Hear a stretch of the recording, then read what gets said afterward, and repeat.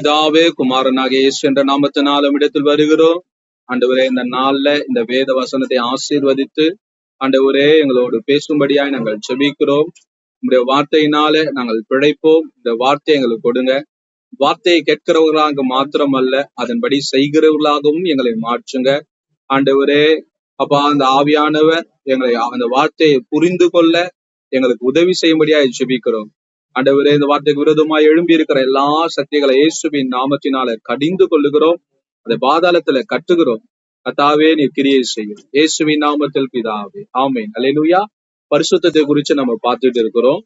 பரிசுத்தம் என்பது ரொம்ப முக்கியமான காரியம். ஆண்டவர் சொல்றாரு, நான் பரிசுத்த ஆகையால் நீங்களும் பரிசுத்தமா இருங்கள் என்று தம்முடைய ஜனத்துக்காக சொல்றாரு. ஆண்டவர் நம்மை பிரித்தெடுத்ததன் நோக்கம் என்னவென்றா, பரிசுத்தத்துக்காகவே நம்மளை பிரிச்செடுத்தார். வேற எந்த நோக்கமும் இல்லை. கடவுள் நம்மளை எதற்காக பிரிச்செடுத்தாரு? பரிசுத்தமாய் வாழ்வதற்காக பிரித்தெடுக்கப்பட்ட கூட்டம் தான் நம்ம. அப்ப ஆண்டவர் பிரித்தெடுத்தது மாத்திரம் விட்டுல. அவர் என்ன பண்றாருன்னா, நான் உன்னை பரிசுத்தமாக்குகிற கர்த்தர் என்ற வாக்கு தத்தத்தை கொடுத்து, அந்த வாக்கு தத்தத்தை நிறைவேற்றுவதற்காக ஆவியானவரை நமக்கு அருள் இருக்கிறார். அந்த ஆவியானவர் தெய்வத்துவத்தை நம்ம பெந்தகோஸ்து அனுபவத்துல முதலாவது அதாவது ஃபண்டமெண்டல் பேசிக் கோட்பாடு என்னவென்றா, ஒன்றான மெய் தேவனை விசுவாசிப்பதும் அவருடைய ஆள் தத்துவத்துல பிதா குமாரன் பரிசுத்த ஆவியானவரை விசுவாசிக்கிறது தான் பெந்தகோஸ்த அனுபவத்தின் முதன்மை கோட்பாடு. இதுதான் ஃபவுண்டேஷன். அப்போ அந்த ஆள் தத்துவத்தின் மூன்றாவது நபர் தான் ஆவியானவர். தேவன் என்ன பண்ணார்னா, பிதாவாகிய தேவன் நான் என்ன சொன்னேன்னா, நான் பரிசுத்தமா இருக்கிறது போல நீங்களும் பரிசுத்தமா இருங்கள் என்று கட்டளையை பிறப்பித்தார். கட்டளை கொடுத்தார் நம்மளுக்கு. கிறிஸ்து, குமாரனாகிய கிறிஸ்து பரிசுத்தமாய் எப்படி வாழ வேண்டும் என்ற வாழ்க்கை முறைய வாழ்ந்து காட்டினார். அதை சொல்லி கொடுத்தார். பரிசுத்த ஆவியானவர் அதை வாழ்வதற்கான உதவி செய்கிறார். அவர் உதவியாளர், தேற்றரவாளர். அப்போ தேவன் கொடுத்த வாக்கு தத்தத்தை நம்ம நிறைவேற்றுவதை தேவனே செய்கிறார். நம்முடைய முயற்சி அதுல என்னன்னா, ஆண்டவரோடு கை கோர்க்க வேண்டும். தெளிவா புரிந்து கொள்ளணும். நம்ம வாழ்க்கையில எந்த நன்மை செய்தனாலும் தேவன் இல்லாம நம்ம வாழ்க்கையில ஒண்ணுமே செய்ய முடியாது. நம்ம அனுமதிக்காம தேவனால் நம்முடைய வாழ்க்கையிலையும் ஒன்றும் செய்ய முடியாது. இது மிகவும் பேசிக்கான பிரின்சிபல். என்னடா சொன்ன? அது முன்னாடி எது பேசிக்கான பிரின்சிபல்? எனக்கு கேளு, நல்ல கவுன், என்ன பாரு. எது பேசிக்கான பிரின்சிபல்னா, தேவன் இல்லாம என் வாழ்க்கையில ஒண்ணுமே செய்ய முடியாது. நான் தேவனோடு இணையாம ஒன்றையும் என்னால தேவனாகிய கர்த்தரால் என் வாழ்க்கையில எதுவும் செய்ய முடியாது. அப்போ பரிசுத்தமாய் வாழ்வது என்பது இரண்டு கை சேர்ந்து தட்டுவது போல, தேவனும் நானும் சேர்ந்து இணைவது மூலமா தான் பரிசுத்தமான ஒரு வாழ்க்கைக்கு வாழ முடியும். இப்ப ஆண்டவர் பரிசுத்தத்துக்கு அளவுகளை எதை வச்சிருந்தாருன்னா, அவர் தான் அளவுகள். அவர் வாழ்ந்தது போல ஒரு வாழ்கிற வாழ்க்கை முறைக்கு பேர் தான் பரிசுத்தம். பரிசுத்தம் என்பது பாவமில்லாத வாழ்வு. பரிசுத்தம் என்பது தேவனுடைய சித்தம் செய்வது. பரிசுத்தத்தை நம்ம அடைவதற்கு என்ன காரியங்களை முதலாவது செய்ய வேண்டும் என்றா, அவர் விரும்புவதை நாம் விரும்பவும், அவர் வெறுக்கிற காரியத்தை நாம் வெறுக்கவும் வேண்டும். இதுதான் பரிசுத்தத்துக்காக முதல் படியை நம்ம எடுத்து வைக்குது. இப்ப நம்முடைய வாழ்க்கையில பரிசுத்தத்துக்கான காரியங்கள் எப்படி அமைதுன்னா, நம்ம சில காரியங்கள் செய்யறோம். முதலாவது காரியத்தை மாத்திரம் என்ன செய்யறோம்னா, தேவன் விரும்புகிற காரியத்தை நம்ம விரும்புறோம். நம்ம எல்லாருக்கும் நல்லா வாழணும்னு ஆசை, நமக்கு எல்லாருக்கும் வாக்கு தத்தங்களை பெற்றுக்கொள்ளணும்னு ஆசை, நம்ம எல்லாரும் ஆசீர்வதிக்கப்படணும்னு ஆசை, கடவுள் கொடுத்த எல்லா நன்மைகளையும் பெற்று அனுபவிக்க வேண்டும் என்று நமக்கு ஆசை இருக்குது. யாருக்கும் ஆசை இல்லைன்னு இல்லை. ஆனா ஆண்டவர் அந்த பரிசுத்தத்தை எட்டுவதற்கு சில காரியங்களை செய்ய சொல்றார். வெறுக்க வேண்டிய சில காரியங்களை நம்ம வெறுக்க மறுக்கிறோம். விரும்புகிற காரியத்தை நம்ம விரும்புறோம். ஆனா வெறுக்கிற காரியத்தை நம்ம வெறுக்காததுதான் நம்மளுடைய டிராபேக், மிகப்பெரிய பின்னடைவு. அப்ப பரிசுத்தத்திற்கு முதல் படி என்னவென்றா, தேவன் விரும்புவதை விரும்பவும், தேவன் வெறுக்கிற காரியத்தை வெறுக்கவும் வேண்டும். இதுதான் பரிசுத்தத்துக்காக நடத்துதல். அப்ப பரிசுத்தம் என்பது என்னன்னா, தேவனுடைய முதன்மையான குணம். அந்த குணம்தான் அவர் சொல்றாரு, என் பரிசுத்தத்தின் பேரில் நான் ஆணையிடுகிறேன். நீங்க ஒரு விதத்துல ஒரு வசனம் இருக்குது, அவர் சிநேகிக்கிற பரிசுத்தம் சொல்லுது. அவரை குறித்து பரலோகத்துல பரிசுத்தர் பரிசுத்தர் என்று தூதர்கள் முழக்கமிட்டு கொண்டிருக்கிறாங்க. நீங்க புதிய ஏற்பாடுலயும் பார்க்கலாம், பழைய ஏற்பாடுலயும் பார்க்கலாம் அந்த சம்பவம். அப்ப தேவன் என்ன குணம்னா, அவருடைய முதன்மை பண்பு என்னன்னா, அவர் பரிசுத்தம் உள்ளவர். அப்ப பரிசுத்தம் உள்ள தேவன் பரிசுத்த நகரத்தில் வாசம் பண்ணுகிறார். அங்க இருக்கிற எல்லா காரியமும் பரிசுத்தம். அந்த பரிசுத்த நகரத்தில் நம்மை கொண்டு சேர்ப்பதற்கு தேவன் நம்மில் எதிர்பார்க்கிற குணாதிசயம் பரிசுத்தம். பரலோகத்துக்கு தேவன் நம்ம அழைத்து செல்வது. அதான் ஆண்டவர் சொல்றாரு, பரிசுத்தம் இல்லாதவன் தேவனை தரிசிக்க முடியவே முடியாதுன்னு சொல்றாரு. நம்ம என்ன பண்ணா, முன்னோக்கி போகிற காரியங்கள். பரிசுத்தம் என்பது என்னன்னா ஃபார்வர்ட், முன்னோக்கி போகணும். நேற்று இருந்ததை காட்டிலும் இன்னைக்கு ஒரு படி முன்னாடி இருக்கணும். இன்னைக்கு இருக்கிறத காட்டிலும் நாளைக்கு ஒரு படி முன்னாடி போகணும். அப்ப பரிசுத்தம் என்பது முன்னேற்றம். பரிசுத்தம் என்பது என்னது? முன்னாடி போகணும். நேற்றை காட்டில இன்னைக்கு ஒரு படி முன்னாடி போகணும். இன்னைக்கு காட்டில நாளைக்கு ஒரு படி போகணும். முன்னோக்கி செல்கிற வாழ்வுக்கு பேருதான் பரிசுத்த வாழ்க்கை. ஆமென். இந்த பரிசுத்தம் காரியத்துல நிறைய காரியங்களை பேசணும். போன வாரம் பரிசுத்தத்தை குறித்து சில தவறான புரிதல் இருக்குது. என்ன இருக்குது? பரிசுத்தத்தை குறித்து சில தவறான புரிதல்களை நம் மனதுல நம்ம வைத்து கொண்டு இருக்கிறோம். பரிசுத்தம் இப்படின்னா இருக்கணும், பரிசுத்தம்னா என்ன, பரிசுத்தத்தை குறிச்சு என்னன்னா, அதுல முதலாவது காரியம் என்னன்னா, பரிசுத்தம் என்பது அத்தியாவசியம் இல்லைன்னு சொல்றாங்க. இன்னைக்கு கிறிஸ்தவ உலகத்துல எப்படி பரவிச்சுன்னா, பரிசுத்தம் என்பது ரொம்ப உங்களுக்கு தேவையானது இல்லை. தேவைன்னா பரிசுத்தமா இருக்கலாம், இல்லைன்னா விட்டுடலாம். அப்படியாப்பட்ட ஒரு மனநிலைக்கு போயிட்டு இருக்கிறாங்க. இன்னைக்கு என்னன்னா, பரிசுத்தம் என்னன்னா ஒரு குறிப்பிட்ட சாராரை சார்ந்தது பரிசுத்தம். ஊழியர்கள் தான் பரிசுத்தமா இருக்கணும், இவனார் தான் பரிசுத்தமா இருக்கணும், வயசானவங்க தான் பரிசுத்தமாகணும், பரிசுத்தத்துக்கு இப்படின்னு சொல்லிட்டு ஒரு சாத்தியமில்லாத காரியங்களை. பரிசுத்தம் என்பது சாத்தியமில்லாத காரியங்கள் போல நம்ம மத்தியில பேசுறாங்க. பரிசுத்தம் என்பது சாத்தியம். பரிசுத்தம் என்பது என்னது? அது நம்மளால முடியும். பாசிட்டிவலே இல்லாதது போல பேசுறாங்க. என்னன்னா, பரிசுத்தமா இருக்கவே முடியவே முடியாது, பரிசுத்தமா வாழவே முடியாது, பரிசுத்தமா இருக்குது கூடாத காரியம், விழுந்து போன உலகம், விழுந்து போன தூதர்கள் இருக்கிறாங்க, பொல்லாத உலகமா இருக்கிறாங்க, எல்லாரும் பொல்லாதவளா இருக்காங்க, சூழ எல்லாமே கெட்டவங்களா இருக்கும்போது நான் மட்டும் நல்லவனா இருக்க முடியுமான்னு சொல்லிட்டு இப்படியான நெகட்டிவான காரியங்களை அடுக்கி வைக்கிறதுனால நம்ம மனதுல என்ன காரியம் புரிஞ்சிச்சுன்னா, பரிசுத்தம் ரொம்ப அசாத்தியமான காரியம், முடியவே முடியாத காரியம்னு மனசுல எட்டிச்சு. பரிசுத்தம் என்பது வேத வசனத்தின்படி கிறிஸ்தவ வாழ்க்கையில இயல்பான காரியம். இயல்பான காரியம். நான் சொன்னேன்ல, உங்க ஹார்ட் பீட் 72 இருக்கணும்ல, கரெக்டா? உங்களோட பிளட் பிரஷர் 120/80 இருக்கணும், அதான் நார்மல். அதை காட்டிலும் அதிகமா போனாதான் அப்நார்மல். அப்ப அப்நார்மலுக்கும் நார்மலுக்கும் வித்தியாசம் இருக்குது. நம்ம நல்லா இருக்கிற கை வீங்கி போயிடுச்சுன்னா அப்நார்மல். நான் அப்படியே நல்லா திடகாத்திரமா இருந்துச்சுன்னா அது நார்மல். அப்ப நார்மலுக்கும் அப்நார்மலுக்கும் வித்தியாசம். பரிசுத்தம் என்பது கிறிஸ்தவ வாழ்க்கையில நார்மல். இன்னைக்கு என்ன பாக்குறாங்கன்னா, ஐயோ பரிசுத்தமா இருக்குது கூடாத காரியம். இல்ல, ரொம்ப இயல்பா சொல்லணும்னா கிறிஸ்தவனுக்கு பாவம் செய்வதா ரொம்ப கடினம், பரிசுத்தம் வாழ்வது இலகுவான காரியம். ஏன்னா வசனத்தை மீறி, ஆவியானவரை மீறி, நம்ம சுத்த மனசாட்சியை மீறி, இதெல்லாம் என்ன சொல்லலாம், பாதுகாப்பு. பழைய காலத்துல இதெல்லாம் சொல்லுவாங்க தெரியுமா, 7 கடல் தாண்டி, 7 மலை தாண்டி, 7 இதுவை தாண்டி ஒரு வீடு இருக்குது, அந்த இடத்துல ஒரு கூண்டு இருக்குது, அந்த கிளி இருக்குது, கிளியில உயிர் இருக்குது, ராஜா உயிர் சொல்லுவாங்க தெரியுமா. அது மாதிரி பரிசுத்தம் இல்ல.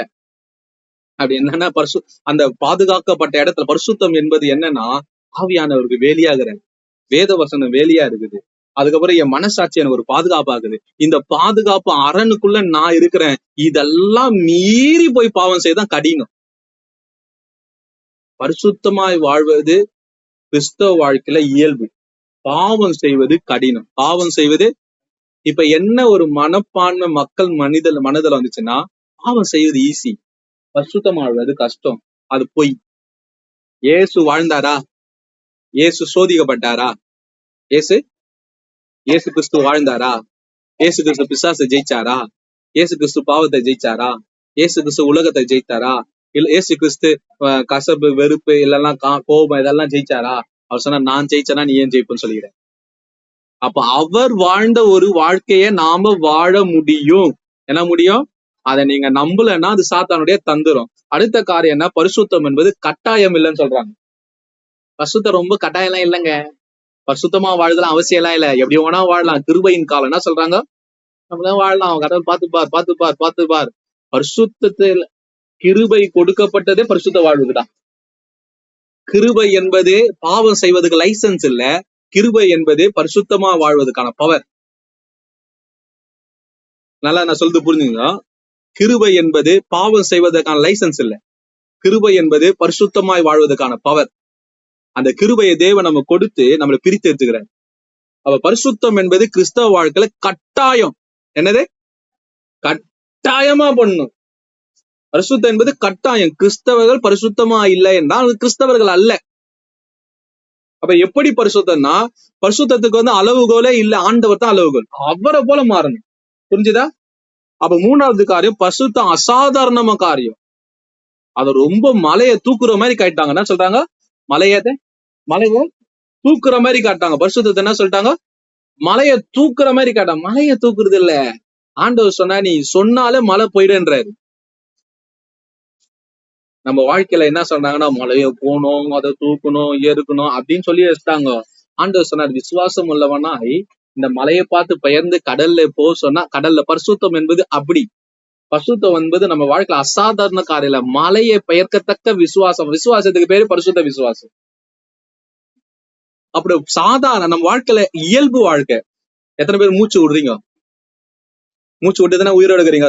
எத்தனை என்ன பார்ப்பாங்க? மூச்சு இல்லைன்னா செத்துட்டோம். அப்ப பரிசுத்தம் என்பது நம்ம உயிர் மூச்சு. அது நம்ம வாழ்க்கையில ரொம்ப அது நமக்கு தேவையானது. அடுத்தது பரிசுத்தம் என்பது அது தொழிலை பொறுத்ததெல்லாம் சொல்லுவாங்க. உங்க தொழிலுக்கு ஏற்ற பரிசுத்தமாகும். உதாரணத்துக்கு சொன்னா அட்வொகேட் ஆயிட்டேன், போய் சொல்லி ஆகணும். இல்ல, அட்வொகேட்டோட வேலை என்ன தெரியுமா?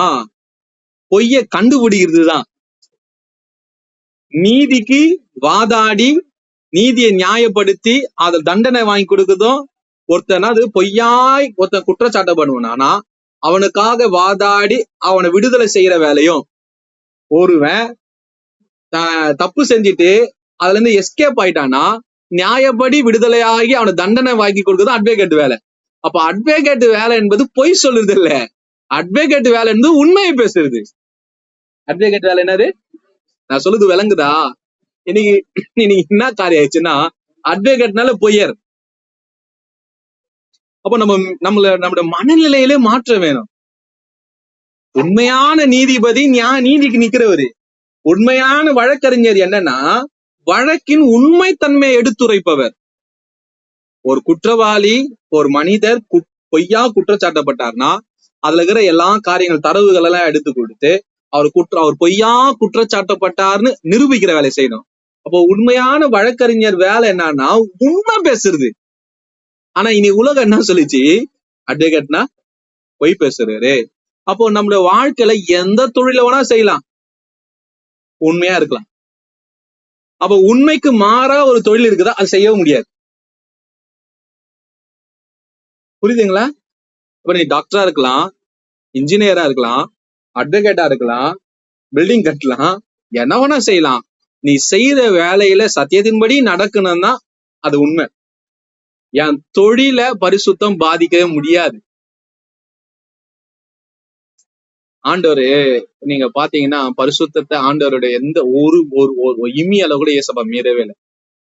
ஒருவன் வந்து கேட்கிறான் ஆண்டவர்கிட்ட, வரி கட்டுறது நியாயமா தப்பா? அவன் கேட்கும்போது ஆண்டவர் என்ன சொன்னார்னா ஒரு நாணயத்தை எடுத்து காட்டினாரு.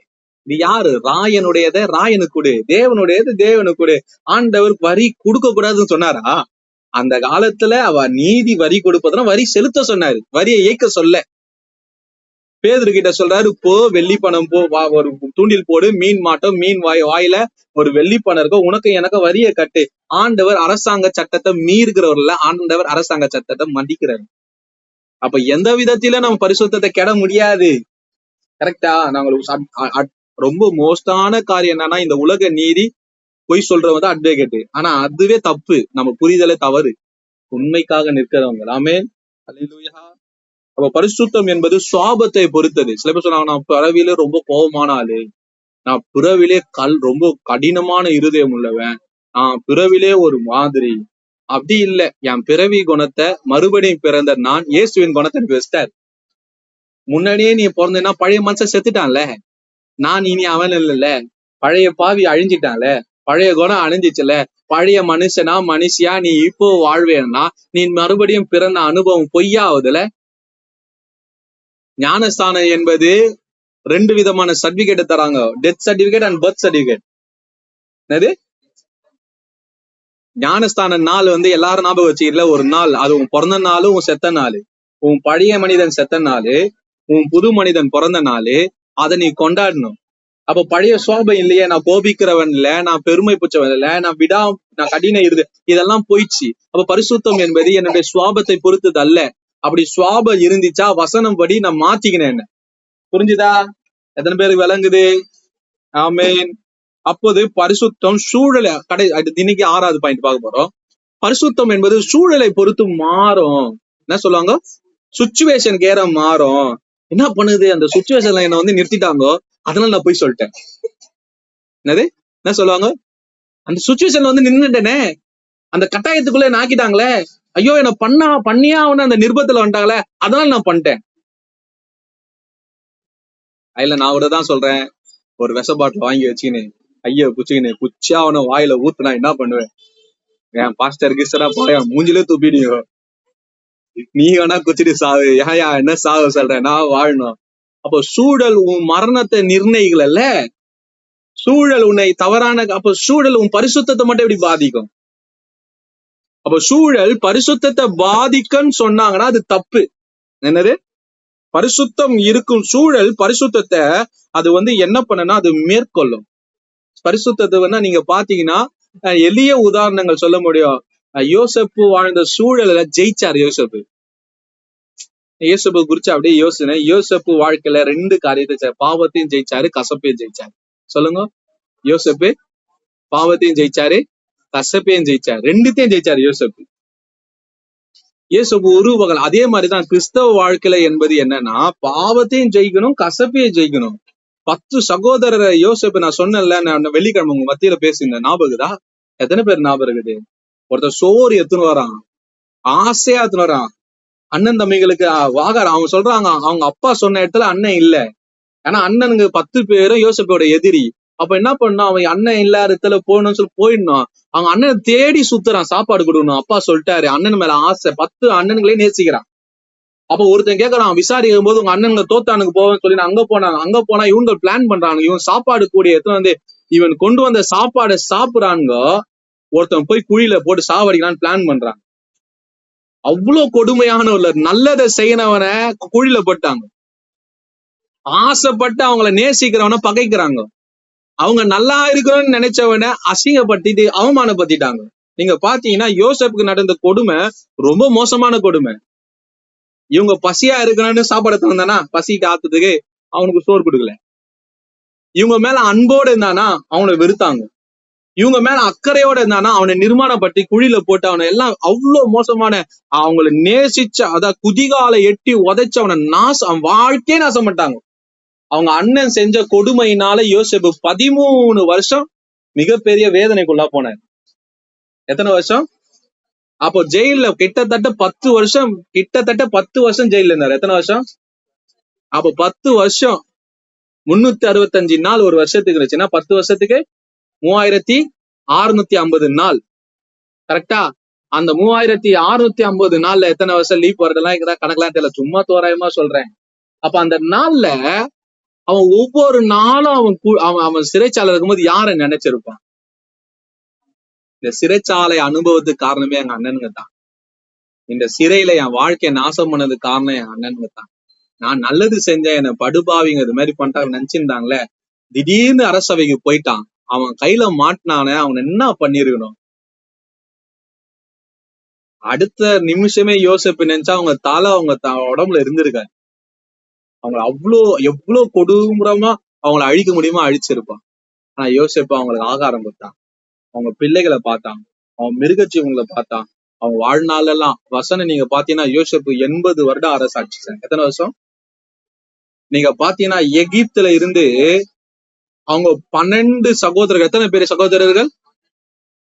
ஆனா யோசேப்பு எலும்பு மட்டும் தான் எகிப்துல இருந்து வந்துச்சு. தெரியுமா? ஏன்னா வசனம் சொல்றது, இளம் வயதின் பாவம் எலும்புல குடிக்கொண்டு இருக்கும், எலும்புல பாவம் குடிக்கொண்டு இருக்கும், உயிர்த்தெழுதல் இல்லை. யோசேப்போட எலும்பு அந்த எகிப்துல இருந்து வந்தது காரணம் உயிர்த்தெழுதலுக்கு அடையாளம். உயிர்த்தெழுதல்னா ஆணுடைய வருகையில எடுத்துக்கொள்வதற்கு அடையாளம். அப்ப யாரு? 11 பேர். எத்தனை பேரு? ஏற்கனவே யாக்கோபு செத்துட்டாரு, இஸ்ரவேல் செத்துட்டு அடக்கம் பண்ணிட்டாங்க அவரை, அவங்களோட பரம்பரை அந்த கல்லறையில. ஆனா யோசேப்பு ஒருத்தர் எலும்பு தான் எகிப்துல இருந்து வந்துச்சு. மத்த யார் எலும்பு 70 பேர் போனாங்க என்று. எத்தனை பேர் அங்க எழுந்த அவங்க வம்சம். உதாரணம் சொன்னா 12 சகோதரர்ல ஒருத்த மட்டும் தான் வந்தான் வெளியே. இதுக்கு உதாரணம் என்னன்னா, யோசேப்பை எந்த சூழலும் பாதிக்கல. பாவமான சூழலும் அவனை பாதிக்கல, கசப்பான சூழலும் அவனை பாதிக்கல. அந்த 2 சூழலும் பாதிக்காம தான் அவன் எலும்புல பாவம் இல்லை. அவன் எலும்புல பாவம் இல்லாததுனால்தான் யோசேப்பு உயிர்த்தெழுந்தல் சமமா வெளியே வந்தார். 11 பேர் வரல. அப்போ உங்க வாழ்க்கையில பாவம் உங்களை பாதிப்பு உள்ளாக்குமானா, கசப்பு உங்களை பாதிப்பு உள்ளாக்குமானா, உயிர்த்தெழுதல் நம்மள இருக்காது. ஆவியானவர் உள்ள இல்லாத அந்த காலத்துல யோசேப்பு அப்படி இருப்பாரானா, ஆவியானவர் வைத்திருக்கிற நாம், அந்நிய பாஷை எத்தனை பேர் பேசுறீங்க? கொஞ்சம் தூக்குங்களேன். அந்நிய பாஷை கொஞ்சம் நல்லா தான் தூக்குங்களேன். ஆவியானவர் இருக்கிறார்ல, அந்த அனுபவம் இல்லாத யோசேப்பு அப்படி இருந்தாருன்னா, அந்த அனுபவத்துல இருக்கிற நாம இப்படி இருப்போமானா, உயிர்த்தெழுதல் நமக்கு பங்கு இல்லை, பாக்கியமே இல்லை. நான் தெளிவா சொல்றேன். ஆமென், அல்லேலூயா. அப்ப யோசேப்பு எலும்பு சூழ்நிலைகள் பாதிக்கல. நீங்க வாசிச்சீங்கன்னா தானியேல சூழ்நிலை பாதிக்கல, தானியேலோட ஃப்ரெண்ட சூழ்நிலை பாதிக்கல. இன்னொரு காரியம் இருக்குதுன்னா, வேவுக்காரர்கள் 12 பேர் போவாங்க. இஸ்ரவேல் கானான் தேசத்தை வேவு பார்க்க எத்தனை பேர் போவாங்க? 12 பேர் போவாங்க. அதுல 2 பேர் வேசி வீட்டுல தங்குவாங்க. எந்த வீட்டுல தங்குவாங்க? ராகாப் என்ன வேசி வீட்டுல. அங்க தப்பு செய்யல, சூழ்நிலை மாத்தல அவங்கள. புரியுதா உங்களுக்கு? அவங்க வாழ்க்கையில சூழ்நிலை நம்ம பழி கூறுவோமானா இல்ல, தப்பு. நம்ம நிர்ணயம் பண்ணிட்டா, நான் ஒரு காரியத்தை கூட அப்படியே நான் யோசிச்சுட்டே வந்தேன், எப்படி ஆண்டவர் சொல்லுது. இப்ப யாரோ ஒருத்தர் நம்மளுக்கு பிடிக்கல, பேசக்கூடாது முடிவு பண்ணிட்டீங்களா? பேசக்கூடாது முடிவு பண்றீங்களா? பேசாம இருக்கிறீங்களா இல்லையா? இருக்கிறீங்க, கரெக்டா? எல்லாம் முடிவு பண்றீங்க. ஒரு பரிசுத்தத்தை கெடுக்கிற காரியம் நமக்கு கிடைக்குது, இதுல இருக்கிற உறுதியா அதுல இல்ல. இன்னைக்கு நம்ம வண்டி ஓட்டுன்னு யோசிச்சுன்னு வந்தேன். இப்போ கசப்பான ஒரு காரியத்து மேல மன உறுதியா இருக்கிறோம். என்னவா இருக்கிறோம்? கசப்பு என்னை அடிக்கும், என் கிருபையை போக்கடிக்கும், என் பரிசுத்தத்தை கெடுக்கும், கோபத்தினால என் உடல்நிலையே பாதிக்கப்பட இவ்வளோ பெரிய பிரச்சனைகள் கசப்புல இருக்குது. இந்த கசப்புல நம்ம உறுதியாய் நின்று என்ன பண்றாங்கன்னா சொல்றோம், பேச மாட்டேன்னு உறுதியா இருக்கிறோம், ஸ்டப்பனா இருக்கிறோமா? கரெக்டா? நம்ம எல்லாருக்கும் தான் சொல்றோம். ஆனா பரிசுத்தமா வாழ்வதனால என் உடம்பு நல்லா இருக்கும், என் வீடு நல்லா இருக்கும், என் குடும்பம் நல்லா இருக்கும், நான் ஆசீர்வாதமா இருப்பேன், நான் எல்லாம் செய்வேன். இதுல இருக்கிற மன உறுதியா இதுல இல்ல. இந்த கேள்விக்கு பதில் எனக்கே ரொம்ப வித்தியாசமா இருக்குதா? இந்த கேள்வி எனக்குள்ள எழுமன பேரு. அப்போ இந்த யோசேப்போட நான் என்ன சொல்றேன்னா, நம்மளுக்கு மன உறுதியை ஆண்டவர் குத்துருக்கிறாரு. ஆனா அந்த மன உறுதியை தவறான பாதையில கொண்டு போயிட்டோம். என்ன கரெக்டா? செய்யக்கூடாததை செய்யவும், செய்ய வேண்டியதை செய்யாமல் இருக்கவும் மன உறுதியை பயன்படுத்திட்டோம். இன்னைக்கு கொஞ்சம் மாத்துங்களேன். பரிசுத்தம் என்பது சூழ்நிலையை பொறுத்ததல்ல, பரிசுத்தம் என்பது நம்முடைய முடிவுகளை பொறுத்தது. பரிசுத்தம் என்பதுனாலே என்ன நல்லா கவனிங்கன்னா, நான் உங்களை நல்லா கேள்வி கேட்பேன். மனநிலையை பொறுத்தது, நீங்க முடிவு எடுக்கணும். அல்லேலூயா. அப்ப நான் சொல்றத புரியுதா? பேசக்கூடாதுன்னா பேசாம இருக்கிறீங்க, கரெக்ட்.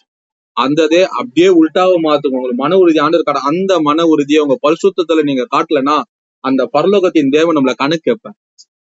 இந்த கேள்வி உண்மை புரியணும் உங்களுக்கு. ஆமென். அடுத்தது பரிசுத்தம் யுகத்தை அடுத்ததல்ல. யுகம்னா இந்த காலகட்டத்துல பரிசுத்தமா வாழ முடியாதுன்றாங்களா சொல்றாங்க. சொல்ல போனா ஒரு மாதிரி இருக்குது, வேலைக்கு போனா ஒரு மாதிரி இருக்குது, டிவியை தந்தா ஒரு மாதிரி இருக்குது, போனை தந்தா ஒரு மாதிரி இருக்குது, ஃப்ரெண்டு கூட பேசினா ஒரு மாதிரி இருக்குது, சுத்தி சுத்தி சுத்தி ஒரே மாதிரி இருக்குதப்பா. என்ன சொல்றாங்க? இந்த யுகம் அசுத்தத்துக்கான யுகம். ஐயோ நான் படாத பாடுகுத. என்ன சொல்ற?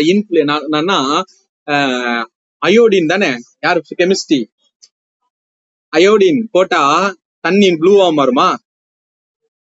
அயோடின் உப்புடா, அயோடின் வேற உப்பு வேறடா. சோடியம் தானே உப்பு.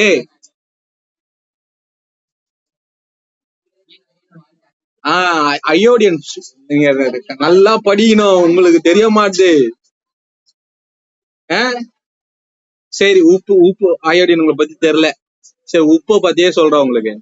இவ்வளவு உப்பு என்ன பண்ணுங்க, ஒரு கை உப்பு போறீங்க, ஒரு ஒரு பாத்திர குழம்புல ஒரு கை உப்பு போறீங்க, என்ன பண்றீங்க? அது கறிக்க வைக்குதா இல்லையா? ஒரு கை உப்பு இவ்வளவு பெரிய பாத்திரத்தை கெடுக்குது. ஒரு கை உப்பு, ஒரு கை உப்பு இவ்வளவு பாத்திரத்துக்குள்ள சாதத்தை கறிக்க வைக்குது. கரெக்டா? ஆண்டவர் சொல்ல, நீ உப்பு, நீ அவனை பாதிக்கணும் தவிர அவன் உன்னை பாதிக்க முடியாது. உங்களுக்கு விளங்குதா? நீங்க சொன்னீங்க, ஸ்கூல்ல போனா எனக்கு பிரச்சனை வருது, காலேஜ் போனா பிரச்சனை வருது, வேலைக்கு போனா பிரச்சனை வருது, நந்தா பிரச்சனை, உட்கார்ந்தா பிரச்சனை, போனை தந்தா டிவியை தந்தா எல்லாத்துலயும் பாதிக்கப்படுது அப்படி சொல்ல. ஆண்டவர் அதெல்லாம் பேசுவாங்கன்னு ஆண்டவருக்கு தெரியும். என் பிள்ளைகள் இந்த மாதிரி காரியத்தை பேசுவாங்கன்னு ஆண்டவர் கண்டிப்பா அதான் சொல்ல, நீ உப்பு, உன் டேஸ்ட் தான் கலக்கம் தவிர எந்த டேஸ்டும் உள்ள வராது. இவ்வளவு உப்பு எடுத்து போட்டா தண்ணியில என்ன ஆகுது சொல்லுங்க? உப்பு என்ன ஆகுது? கரைக்க வைக்குதுல உங்களை, அந்த உப்பு டேஸ்ட் எடுக்குதுல. அப்ப நம்மள என்ன சொல்லலாம்? ஆண்டவர் நீ உப்பு, நீ தான் சூழ்நிலையை பாதிப்ப தவிர எந்த சூழ்நிலையும் உன்னை பாதிக்காது. இன்னைக்கு அந்த மாதிரி பொய் சொன்னீங்கன்னா உப்பு போட்டு சாப்பிடுவீங்க எத்தனை பேரு? நீங்க யோசிங்க. உப்பை பார்க்கும் போதெல்லாம் சொல்லலாம், என் ஃப்ரெண்டு என்னை கெடுத்துட்டான்னு யாருன்னா சொன்னீங்க, உப்பு சாப்பிட சொல்ல யோசிங்க. என் ஃப்ரெண்டை இன்ஃபுளுயன்ஸ் பண்ற ஆள் தான் நானு. என் ஃப்ரெண்டு என்ன மாதிரி மாறணும் தவிர நான் என் ஃப்ரெண்ட மாதிரி மாற மாட்டேன். இல்லைங்குதா? ஆமா, உப்பு யாரு கூட கலந்து இருக்காது, தனியா இருக்கும். புரியுதா? உப்பு சபையில இருக்கும் இல்ல, நீ உப்பாவே இரு. ஆமா, வெளியே போயிடாது. ஆமென். கர்த்தர் நல்லவர். அல்லேலூயா. நீ பூரணம் அடைய வேண்டும். கிருபை என்ன சொல்றாங்கன்னா, இந்த கிருபை காலத்தை, இது நம்ம வாழ்ற காலம் கிருபையின் காலம் சொல்றாங்க. இந்த கிருபையின் காலத்தை பாவம் செய்யறதுக்காக நிறைய பேர் யூஸ் பண்றாங்க. ஆண்டவர் பாத்துக்கிறாரு.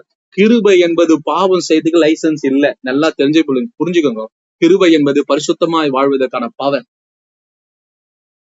கிருபை பெற்றவளே வாழ்க, ஸ்திரீகளுக்குள் நீ ஆசீர்வதிக்கப்பட்டவள். என்ன அதுக்கப்புறம் வசனம் என்னது? வாசி வாசி எடுத்து வாசி. லூக்கா என்ன வசனம்? நீங்க யோயோ எத்தனை வாட்டி எடுத்தாலும் மறந்துடுறீங்களே ஏசப்பா. வாசிங்க. ஸ்டக் ஆயிடுச்சு. நெட் இல்லையா?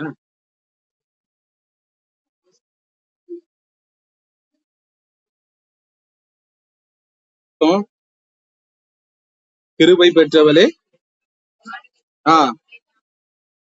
எத்தனை வசனம் வாசிங்க.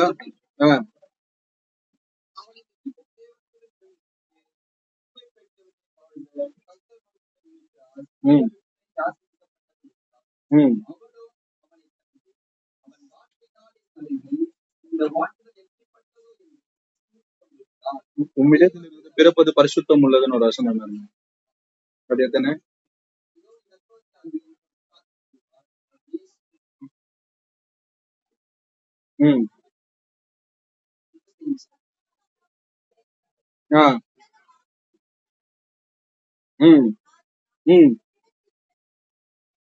ஆமா, அப்ப என்னன்னா, கிருபையும் பரிசுத்தம் ஆண்டும் ஆவியானவரும் ஒன்று சேர இணையும் போது நம்ம பரிசுத்தத்தை பெத்தெடுப்போம்.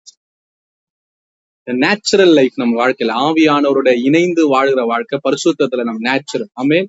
அப்ப பரிசுத்தம் என்பது யுகத்தை பொறுத்தல. இந்த கிருபையின் காலம் என்பது பாவம் செய்வதற்கு இல்ல. இந்த கிருபையின் காலம் என்பது பரிசுத்தத்துல உச்சக்கட்டத்துல வாழ்வது. மேடம் கியான், நீ தானே சொன்ன மேடம் கியான், அவங்களை குறிச்சு நான் கேட்டு இருக்கும்போது அவங்க சொல்றாங்க, பரிசுத்தமாய் வாழ்வதே என் வாழ்க்கையில மிகப்பெரிய தாக்கம்ன்றாங்க. ஒரு ஸ்டேட்மெண்ட். அவங்க என்ன சொல்றாங்கன்னா, என் வாழ்க்கையே அதுதான்றாங்க. இப்ப நம்ம வாழ்க்கையே அதுதான். அந்த காலகட்டத்துல, இந்த காலகட்டத்துல கிருபையின் அளவு அதிகரிச்சுள்ள இந்த காலகட்டத்துல பரிசுத்தமா வாழ்ந்தே ஆகும், பெரியவர் முதல் சிறியோர் வரை. ஆமென். அடுத்தது, பரிசுத்தம் போர் அடிக்குதுன்னு சொல்றாங்க. நிறைய பேர் என்ன சொல்றாங்க, பரிசுத்த வாழ்க்கை போர்ப்பா, சர்ச்சைக்கு போகணும், சோத்திரம் சொல்லணும், பாட்டு பாடணும், மெசேஜ் கேட்கணும், ஐயோ ஒரு இதுவே இல்லையே. அது பரிசுத்த வாழ்க்கை என்பது போர் அடிக்கிற வாழ்க்கை இல்ல. பரிசுத்தம் என்பது யார் அந்த வார்த்தையை சொல்லுவாங்கன்னா, பரிசுத்தமாய் வாழாது. பரிசுத்தமாய் வாழ்வதுதான் சந்தோஷமான வாழ்க்கை. இருதயத்தில் சுத்தமுள்ளவன் பாக்கியவான் என்ற வார்த்தை அர்த்தம் என்னன்னா, ஹாப்பியஸ்ட் மேன், ஹாப்பியஸ்ட் உமன், உலகத்துல மிகவும் மகிழ்ச்சியான ஆள் யாருன்னா பரிசுத்தம் உள்ளவர்கள். சொல்லுங்க, யார் ஹாப்பியஸ்ட், யார் ரொம்ப மகிழ்ச்சியான ஆளு? சுத்தம் உள்ளவர்கள். பைபிள் தான் உண்மை. நான் என்ன சொல்றேன்னா, பைபிள் சொல்ல இருதயத்தில் சுத்தம் உள்ளவன் பாக்கியவான். நம்ம போர் அடிக்கிறது யாருன்னா நமக்கு சொன்னாங்கன்னா அவங்க கிட்ட அவங்க வாழாதவங்க, அந்த பரிசுத்தத்தை வாழ்வ இது வரைக்கும் டேஸ்ட் பண்ணாதவங்க. நீங்க இது வரைக்கும் உதாரணம் சொல்றேன், இது வரைக்கும் நான் கேட்டேன், லேட்டஸ்டா ஜப்பான்ல ஒரு மேங்கோ வருது. அந்த மேங்கோ 1 கிலோ 1,00,000 ரூபாயும். இது மாம்பழம்ல 1 கிலோ எவ்வளவா? 1,00,000 ரூபாய். நம்ம யாரும் அதை சாப்பிட்டது இல்ல. திடீர்னு இங்க இருக்கிற ஒரு ஆளு சேர்ந்து அந்த மாம்பழம் கசக்குதுன்னு சொன்னாங்கன்னா நம்ம நம்புவோமா? நம்ப மாட்டோம். நம்புறோம். சாப்பிட்டவங்க நம்புறீங்க? சாப்பிடாதவன் சொல்றேன், சாப்பிடாத நீங்க நான் சொல்றது புரியுதா? நானு சாப்பிடவே இல்லம்மா, நான் எழுந்து அந்த பழம் கசக்குதுன்னு சொன்னா நீங்க நம்புவீங்களா? ஏன் நம்ப மாட்டீங்க? நீங்க சாப்பிடல. அதே மாதிரிதான் பரிசுத்தமா வாழாத ஒருத்தன் போர் அடிக்குது சொன்னா ஏன் நம்புறீங்க? எத்தனையோ பரிசுத்தவான் சொல்றான் இந்த பரிசுத்த வாழ்க்கை ரொம்ப மகிழ்ச்சியாக சொல்றாங்க. நான் நீங்க பாத்தீங்கன்னா ஒரு பரிசுத்தவான் சொல்றாரு, ஜெபிக்காத நாள் நான் ஷேவ் பண்ண சிம்சோனு போல இருக்கிறேன்னு சொல்றாங்க. என் பலனை இழந்த நாளா இருக்குதுன்றாங்க. அப்போ எத்தனையோ பரிசுத்தவான்கள் பரிசுத்த வாழ்க்கை மகிழ்ச்சியான வாழ்க்கைன்னு சொல்றாங்க. சாப்பிட்டவன் சொல்லுவத நம்ப மாட்டோம், வாழாதவன் சொல்லுவத நம்புறோம். பரிசுத்த வாழ்க்கை தான் உலகத்தில் மகிழ்ச்சியான வாழ்க்கை. ஆமென். அது அடுத்தது பரிசுத்தம் முழுவதும் கடவுள் மேல பாலத்தை கச்சிடும். நம்ம பாவம் செய்து கடவுளுக்கு இல்ல. பரிசுத்தம் என்பது கோஆபரேட் பண்றது, இரு கை தட்டி ஓசை வர்ற மாதிரி. நான் ஆண்டவரோடு இணைந்து நடக்கும் போதுதான் அவர் என்னோடு இணைந்து நடக்க முடியும். நான் போய் என் கை மீறி எத காரியங்களா நான் விரும்பாம என் வாழ்க்கையில பரிசுத்தத்தை செய்ய முடியாது. நான் சொல்லுதா, நீங்க 2 பேர் ஆராதனை பண்ண சொன்னா பண்ணல, ஏன் பண்ணல? நீங்க விரும்பல. புரியுதா? விரும்பாத உங்களை ஆராதனையே நடத்த முடியலன்னா விரும்பாத உங்களை பரிசுத்தத்துல எப்படி நடத்த முடியும்? பரிசுத்தம் என்பது நீங்க விரும்புகிற காரியம். தண்ணி தாகத்தை தண்ணி அதான் வசனம் சொல்றாரு, வசனம் சொல்லுது, நீதியின் மேல் பசி தாகமா இருக்கு. நீங்க ரொம்ப தாகமா இருக்குது, தண்ணி 100 ரூபான்னு விற்கிறாங்க, உங்ககிட்ட 100 ரூபாய் இருக்குது, என்ன பண்ணுவீங்க? யாருன்னா சொல்லுவீங்களா எங்க வீட்டுல இருக்குது, கொடத்துல இருக்குது, நாங்க சொல்லுவீங்களா 20 லிட்டர் கேனியே 20 ரூபாய்க்கு தான் வாங்குறோம். நாங்க என்ன சொல்றோம்?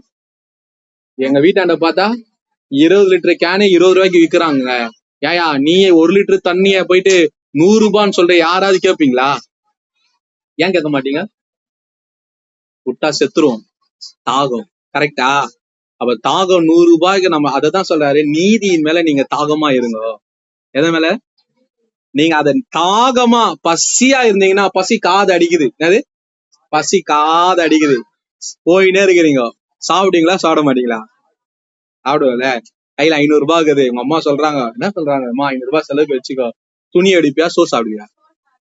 அப்போ உனக்கு பிடிச்ச ட்ரெஸ் இருக்குது, துணி கடையா இருக்குது, ஹோட்டல்ல இருக்குது, எதுக்குள்ள போவ?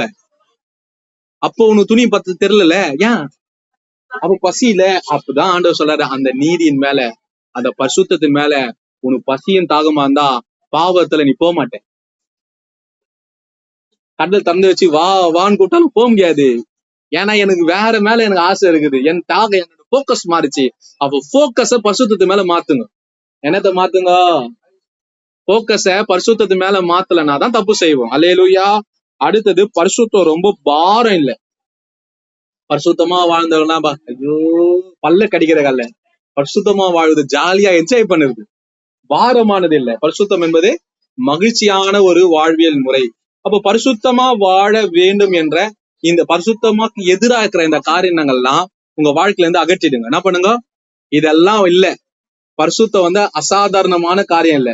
பரிசுத்தம் என்பது அசாத்தியமானது. உங்க வாழ்க்கையில தேவை பரிசுத்தம். தேவன் பரிசுத்தத்தை இந்த மாதிரி நிறைய காரியங்கள் இன்னும் அடுக்கினே போலாம். அப்ப உங்க வாழ்க்கையில பரிசுத்தம் என்பது இயல்பு. சொல்லுங்க, இயல்பு, நார்மல் கிறிஸ்டியன் லைஃப் தான் பரிசுத்த வாழ்க்கை. புரிஞ்சுதா? அப்ப பரிசுத்தமா வாழ்வது நார்மல் கிறிஸ்தவ வாழ்க்கை. அப்ப பரிசுத்தமா வாழ்வதற்கு முதலாவது என்ன பண்ண வேண்டும் என்றா, முதலாவது பரிசுத்தத்துக்கான காரியம்னா பரிசுத்தமாய் வாழ அந்த பரிசுத்தத்தை நேசிக்கணும். பரிசுத்தமா வாழ என்ன பண்ணோம்? நேசிக்கணும். பரிசுத்தமா வாழ என்ன பண்ணோம்? சங்கீதம் 11:7 வாசிப்போம். 11:7.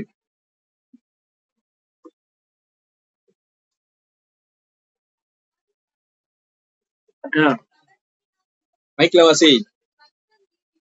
கர்த்தர் நீதி உள்ளவர், கர்த்தர் நீதி உள்ளவர், நீதியின் மேல் பிரியப்படுவார். சங்கீதம் 45:7 சொல்லுது, நீ நீதியை விரும்பி அக்கிரமத்தை வெறுக்கிறீர். என்னது? நீதியை விரும்பி. அப்ப நீதியை விரும்பினாதான் அக்கிரமத்தை வெறுக்க முடியும். அப்ப அக்கிரமத்தை வெறுக்கணும்னா நீதியை விரும்பணும். கர்த்தர் எதை விரும்புறாருன்னா நீதியை விரும்புறாரு. நான் சொல்றது உங்களுக்கு புரியுதா? அப்ப கர்த்தர் விரும்புவதை நான் விரும்பவும், கர்த்தர் வெறுக்கிறத நான் வெறுக்க வேணும். அப்ப நீதியை விரும்பி அக்கிரமத்தை வெறுத்தாதான் பரிசுத்த வாழ்க்கைக்கு நம்ம வர முடியும். தேவனிடத்திலிருந்து இதை கற்றுக்கணும். நாம் எதனை நேசிக்கிறோமோ அதனை பாதிக்கும் காரியத்தை நம்ம செய்ய மாட்டோம். நம்ம நேசிக்கிற காரியத்துக்கு ஒரு பாதிப்பு வந்துச்சுன்னா அதை செய்ய மாட்டோம். நீங்க நல்லா ஆசையா ஒரு வீட்டை கட்டுறீங்க, யாராவது ஒருத்தவங்க வீடை வந்து இடிக்கிறேன்னு சொன்னா என்ன பண்ணுவீங்க? ஏன் சொல்லுவான்? வேர்வை சிந்தி கல்ல வச்சு ரத்தம் சிந்தி கட்டின வீடை ஒடிகினே இந்தியடான்னு சொல்றீங்க. அதே தான் பரிசுத்தம் என்பதை நீங்க நேசிக்கிற ஒன்றா இருந்தா அது உங்களால சேதத்தை ஏற்படுத்த முடியாது. பரிசுத்தத்தை என்ன பண்ணும்? நான் தான் சொல்றேன், சிம்பிள் லேட்டஸ்டா சொன்னேன். நீங்க சுகத்தை விரும்புனா வியாதி உங்க வாழ்க்கையில இருந்து போனா சுகத்தை விரும்பணும். உங்க வாழ்க்கையில வியாதி போனா சுகத்தை விரும்பணும். எல்லாருக்கும் ஜுரம் வருமா? வந்திருக்கும். நீ ஜுரம் வர நேரத்துல உனக்கு பால், பிஸ்கெட்டு, டீ, ஜூஸ் எல்லாம் வந்து உனக்கு வந்து குத்துனே இருப்பாங்க. என்ன பண்ணுவாங்க? குத்துனே இருப்பாங்க. அப்படியே பத்துனே இருப்பேன். வேலை வீட்டுல ஒண்ணு இல்ல, டிவிய பாக்குறதும் பத்து இருக்கிறத ஜாலியா ஒரு லைஃப் அதுல போயின்னு இருப்பேன். அது ஏன் லைஃப வாழ விரும்புறீங்களா? ஹாஸ்பிட்டல்ல எல்லாரும் வரவெல்லாம் பையா பழம் வாங்கி வந்து கொடுக்குறான்னு ஹாஸ்பிட்டல்ல இருந்துட முடியுமா? சொல்லுவேன்ல, எப்ப இதுல இருந்து போகணும்னு தெரியலையே. அப்போ வியாதி வாழ்க்கையில இருந்து போனா சுகத்தை விரும்பணும். சுகத்தை விரும்பாம வியாதி போகாது. அப்ப வியாதி போனா சுகத்தை விரும்பணும். அதே போலதான் ரெண்டும் நம்ம உடம்புல சுகம் விரும்புற மாதிரி பரிசுத்தத்தை விரும்பினாதான் பாவம் நம்ம வாழ்க்கையில இருந்து போகும். புரியுதா? உனக்கு ஒருத்தர் துணி தச்சு போட ஒரு ஆளுகிறாங்க, சோறு செஞ்சு போட ஒரு ஆளுகிறாங்க, பழமா கொடுக்குறாங்க, என்ன பண்றாங்க? ஆரஞ்சு கட் பண்ணி பிழிஞ்சு கிளாஸ்ல குடிமான்றாங்க. இந்த சுகத்தை ஆசைப்பட்டு நீ படிக்கல இருப்பியா? பாத்துக்கிறதுக்கு ஒரு ஆளுகிறாங்க, தொடிக்கிறதுக்கு ஒரு ஆளுகிறாங்க, நம்மள ரொம்ப பெடிக்கர் பண்ற, ரொம்ப ரொம்ப நம்மள கேர் பண்ணி ரொம்ப அக்கறையா நடத்துறாங்கன்னு சொல்லிட்டு அந்த ஹாஸ்பிட்டல் படிக்கலே எவ்வளவு நேரம் இருப்போம்? யோசிப்பல, என்னைக்கு எங்க வீட்டுக்கு போகணும், என்னைக்கு எங்க அம்மா செஞ்சு சாப்பாடு சாப்பிடணும், ஐயோ விட்டா போதும்.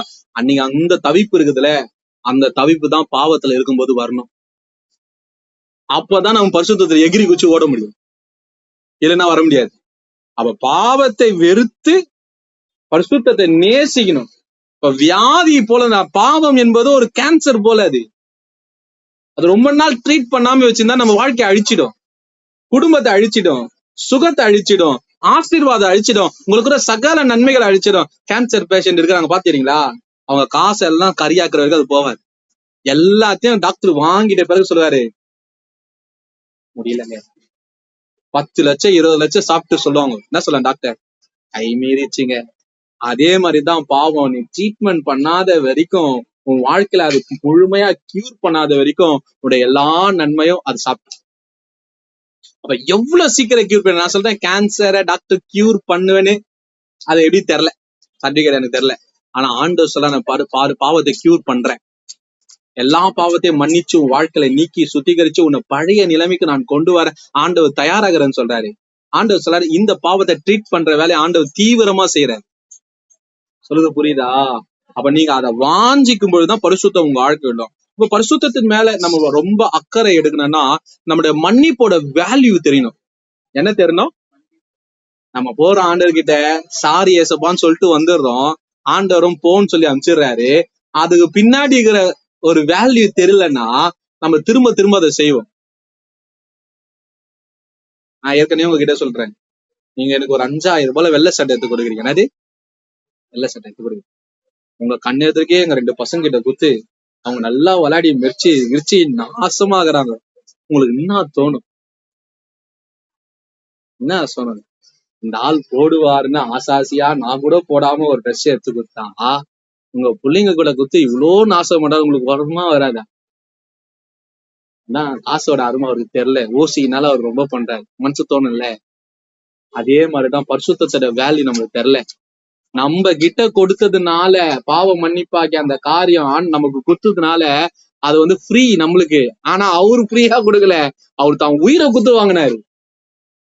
அவ்வளவு சிலுவையில் அடிபட்டாரு, அவ்வளவு அவமானம், அவ்வளவு நிந்தனை, அவ்வளவு வேதனை, அவ்வளவு கஷ்டம், அவ்வளவு உடைப்பு, எல்லா விதத்தையும் அவர் சகித்து எனக்கு வாங்கி கொடுத்ததுனால எனக்கு அந்த வேல்யூ தெரியல. உங்களுக்கு யாருன்னா வேல்யூ தரணும் தயவு செய்து வாங்கி கொடுங்க. உங்களுக்கு ப்ரெஷியஸ் உங்க போனை என்கிட்ட கொடுங்க. உங்க கண்ணு எதிர்க்க நான் படுத்துற பாடு அந்த போனை பாருங்க, நீங்க எப்படி அழுகுறீங்க மட்டும் நான் பாக்குறேன் இல்ல. அப்போ உங்களுக்கு தெரியும் அந்த வேல்யூ சிஸ்டம் உங்களை வெளியேற பெற்ற காரியங்கள் உங்கள்ல இருந்து அழிக்கப்படுமானா நீங்க அழும் போது வெளியேற பெற்ற அந்த பரிசுத்த வாழ்வு குறித்த அக்கறை அற்று இருப்போமானா தேவன் ரொம்ப கவலைப்படுவேன். அப்ப நம்ம வாழ்க்கையில பரிசுத்தத்தை கெடுக்காதீங்க. சரி இப்படியா இருக்கலாம், பரிசுத்தத்துக்குள்ள வருது ஈஸி, மன்னிச்சு உடனே வந்து தன் பாவத்தை மறைக்கிறவன் வாழ்வடைய மாட்டான். அதை அறிக்கை செய்து விட்டுட்டியா, இன்னைக்கு விட்டுட்டியா, இப்ப விடுன்னு முடிவு பண்றியா, ஆண்டவர் தூக்கி எடுத்துருவாரு. தடம் கூட தெரியாது நம்ம வாழ்க்கையில, மாத்திடுவாரு. அல்லேலூயா. நான் அந்த தேவனை பத்தி பேசினுக்கிறேன், நான் குத்தி காட்டுறதுக்காக பேசல, உன்னை தூக்கி எடுத்து அவர் கண்மலையில நிறுத்துறத பத்தி பேசினு இருக்கிறேன். ஆமென். இப்ப பரிசுத்தத்தை நம்ம விரும்பணும். சொன்னாரு, நீங்க பாத்தீங்கன்னா தான் நான் சொன்னேன் 103வது சங்கீதத்தை குறிச்சு சொன்னல, அவர் 5 விதமான அவர் என் அக்கிரமங்களை மன்னித்து என் நோய்களை குணமாக்கி என் உயிரை அழிவுக்கு விலக்கி மீட்டு கிருபையினால் இரக்கங்களினால் என்னை முடிச்சுட்டி என் வாயை நன்மையினால் இந்த 5 ஆசீர்வாதம் கொடுத்ததுனால என் ஆத்துமாவே நீ கர்த்தரை ஸ்தோத்திரி. அந்த சங்கீத எழுத சொல்றான், நம்ம சும்மா முடிக்கிற போது சொல்லிடுறோம் ஆத்துமாவே, அது சொன்னாதான் பிள்ளைங்களுக்கு சந்தோஷம். ஆத்துமாவே கர்த்தரை ஸ்தோத்திரி, ஆத்துமாவே கர்த்தரை ஸ்தோத்திரி, முடிச்சிடா எப்பா ரெடியா மீட்டிங் முடிச்சிட்டாங்க. அந்த சங்கீதக்காரர் அதை சொல்ல, என் வாழ்க்கையில என் அக்கிரமத்தை மன்னிச்சாரே ஆத்துமாவே கர்த்தரை ஸ்தோத்திரி, உன் நோயை குணமாக்குனாரே ஆத்துமாவே கர்த்தரை ஸ்தோத்திரி, உன் பிராணனை அழிவுக்கு விலக்கி மீட்டாரே ஆத்துமாவே கர்த்தரை ஸ்தோத்திரி, உன்னை இரக்கங்களினால் முடிச்சுட்டாரே ஆத்துமாவே கர்த்தரை ஸ்தோத்திரி, உன் வாழ்க்கையில இவ்வளோ நன்மையை கொடுத்திருக்கிறாரே ஆத்துமாவே கர்த்தரை ஸ்தோத்திரி. இதுக்குதான் அந்த இதுவே. அந்த முடிக்கும் போது ஆராதனை தொடக்க ஜபத்துல இருந்து முடிவு ஜபம் வரைக்கும் உங்க வாழ்க்கையில ஏராளமான நன்மையை செஞ்சார அதை மறக்காதுன்னு சொல்லி அனுப்புறாரு. இந்த ஆராதனை விடுதலை வாங்குறீங்களே, இந்த ஆராதனை ஆலோசனை தரீங்களே, இந்த ஆராதனை ஆண்டவர் உங்களை அபிஷேகம் பண்றாருல, இந்த ஆராதனை தேவன் உங்களுக்கு தேவையான நன்மைகள் எல்லாம் கொடுக்குறாரு, இதை மறந்துட்டு போவாததான் அந்த ஆசீர்வாத வசனம். நாம என்ன சொல்றோம், ஐயோ அதை விட்டா போதுன்றோம். பரிசுத்தம் என்பது நம்ம நேசிக்கிற ஒன்னா மாறணும். அல்லேலூயா, அல்லேலூயா. ஆண்டவருடைய அன்பின் ஆழம், ஆண்டவருடைய அன்பின் நீளம், உயரம், ஆழம், அகலம், 4 டைமென்ஷன் இருக்குது. ஆண்டவருடைய அன்புக்கு எத்தனை டைமென்ஷன் இருக்குது? எத்தனை டைமென்ஷன் இருக்குது? ஆண்டோடைய அன்பின் வந்து அன்பின் உயரம் என்னன்னா, பாவத்தை மேகத்துக்கு எவ்வளவு ஹைட் இருக்குதோ அந்த அளவுக்கு நம்மளை விட்டு அகற்றுறாரா. என்ன சொல்றாரு? அதுதான் ஹைட்டு. ஆண்டவர் நம்ம மேல வச்ச அன்பின். நீங்க வாசிக்கல, ஏசாயா 44:22 வாசிங்க.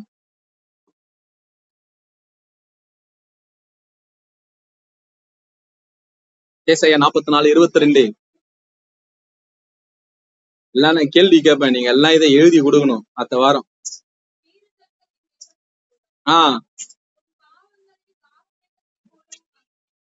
எப்படின்னா அகற்றுறாராம். ஒரு காத்து வச்சா அந்த மேகம் எல்லாம் கலைஞ்சு அப்படி அந்த ஆண்டோட அன்பின் உயரம் என்னன்னா, இங்க இருந்து மேகம் எத்தனை ஆயிரம் அடி உயரத்துல தமா இருக்குது?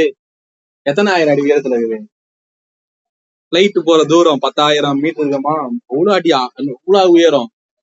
நம்ம பாத்தீங்கன்னா ரொம்ப 30,000 அடி உயரத்துல எல்லாம் இருக்குதா. இத்தனை மீட்டர், எத்தனையோ கிலோமீட்டர் தூரத்துல மேகம் இருக்குது.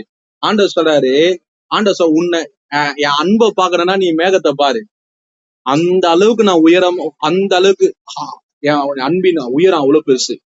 ஆண்டவர் சார் அன்பின் அகலம் சொல்றாருன்னா, அவர் வந்து கிழக்குக்கும் மேற்குக்கும் எவ்வளவு தூரமோ அவ்வளவு அவர் அன்பின் பாவத்தை அகற்றுனா இருக்குது.